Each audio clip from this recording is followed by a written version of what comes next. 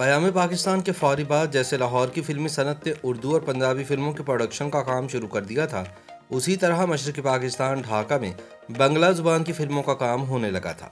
जिस तेज़ी से लाहौर और बाद कराची की फिल्म इंडस्ट्रीज तरक्की की जानिब गामज़न थी, उसी अंदाज में ढाका की फिल्म इंडस्ट्री बंगला ज़ुबान की फिल्मों के तनाजुर में इर्तकाई अमल से गुजर रही थी।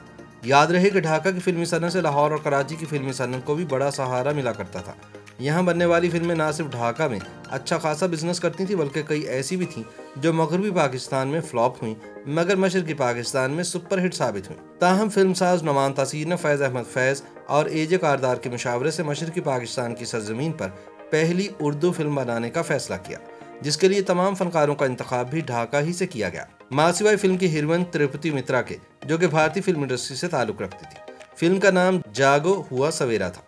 ये फिल्म 25 मई सन 1959 को नुमाइश के लिए पेश की गई थी। फिल्म की कहानी बंगाल के माहीगीरों के हालात ज़िंदगी का अहाता करती थी। ये कहानी बंगाली नावल निगार मानक बंदोपाध्याय के नावल से अखज़ की गई थी, जिसको फिल्मी कालब में ढाला गया, जबकि मुकालमे और स्क्रीन प्ले अजीम शायर और दानिश्वर फैज़ अहमद फैज़ ने तहरीर किए।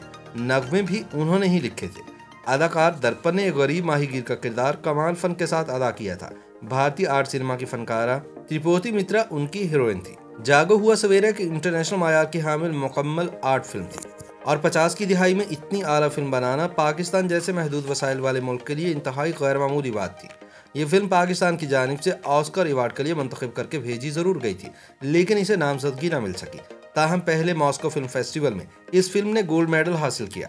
सन 1962 में फिल्म चंदा की नुमाइश से मशरक़ी पाकिस्तान में उर्दू फिल्मों का एक ऐसा सिलसिला शुरू हुआ जिसने न सिर्फ ये कि मगरबी पाकिस्तान की उर्दू फिल्मी सनत पर गहरे असरात मुरत्तब किए, बल्कि चंद बेहतरीन अदाकार, मौसीकार, गुलकार और हिदायतकार भी अता किए।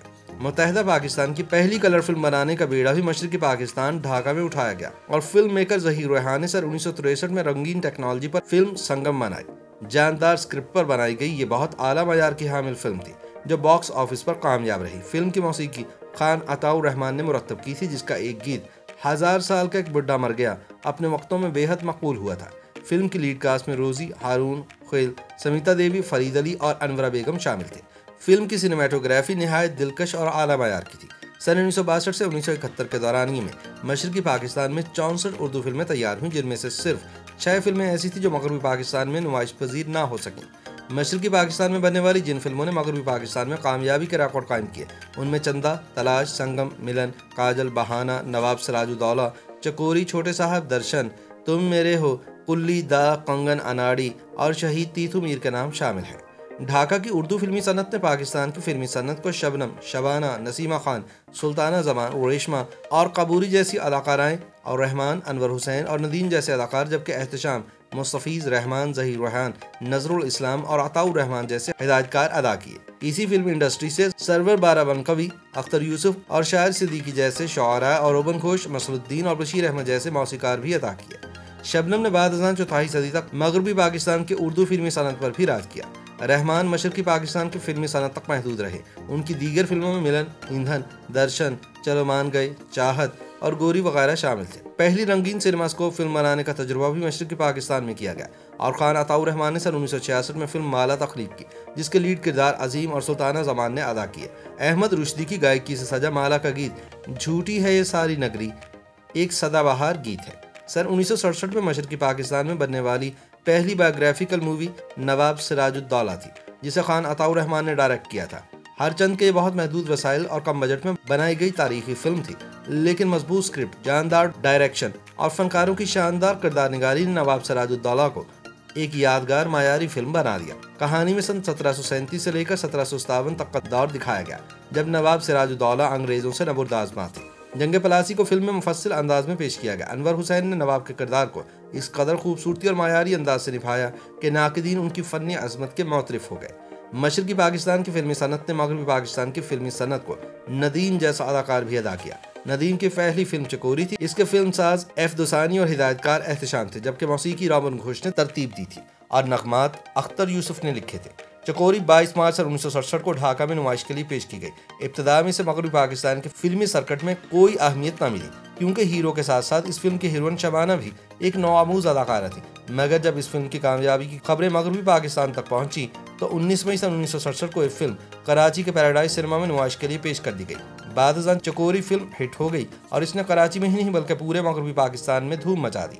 चकोरी के अलावा भी ढाका में ऐसी कई फिल्में बनी जिनमें मगरबी पाकिस्तान से ताल्लुक़ रखने वाले फनकारों ने मरकजी किरदार अदा किए।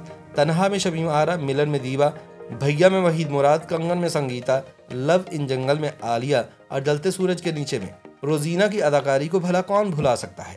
ढाका की उर्दू फिल्मी सनत का अहवाल फिल्म दर्शन के तस्करे के बगैर भी अधूरा रहेगा। 8 सितंबर सन 1968 को रिलीज होने वाली इस फिल्म के हिदायतकार रहमान थे, जिन्होंने इस फिल्म में शबनम के हमरा मरकजी किरदार भी अदा किया था।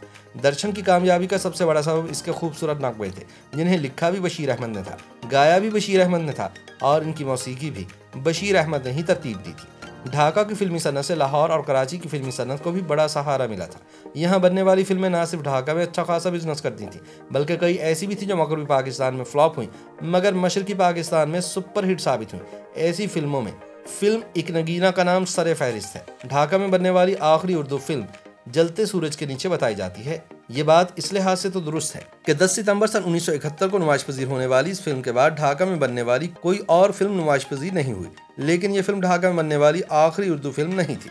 इस फिल्म के बाद ढाका में जो उर्दू फिल्में बनी उनमें बाला, मिर्जा महल और राही शामिल थे। बाला में मरकजी किरदार अनवर हुसैन और अनवरा ने अदा किए थे। मिर्जा महल में हनीफ और शबाना मरकजी फनकार थे, जबकि राही की हीरोइन नसीमा खान थी।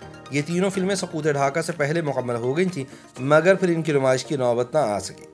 इन तमाम फिल्मों के बाद सन 1974 में ढाका में एक और उर्दू फिल्म जाने अनजाने भी बनी, जिसमें अदाकार मोहम्मद अली ने काम किया था, मगर यह फिल्म सिर्फ बांग्लादेश में रिलीज हुई। पाकिस्तानी नाजरीन इस फिल्म के दीदार से महरूम रहे। YouTube पर गूगली न्यूज देखने के लिए youtube.com की सर्च बार में गूगली न्यूज टीवी टाइप करें। गूगली न्यूज के पेज पर सुर्ख रंग के सब्सक्रिप्शन वाले बटन पर क्लिक करना ना भूलिए। YouTube पेज पर अपलोड होने वाली वीडियोस से बाखबर रहने के लिए बेल आइकन पर क्लिक कीजिए। आपको हर नई वीडियो के बारे में नोटिफिकेशन मौसूल हो जाएगा।